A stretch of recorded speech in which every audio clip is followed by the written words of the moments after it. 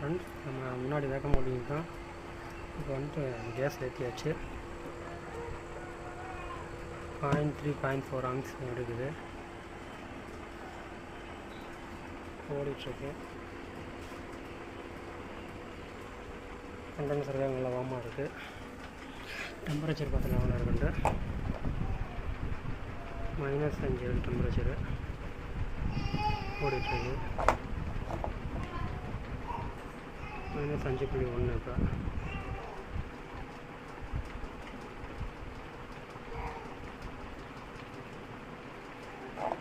okay,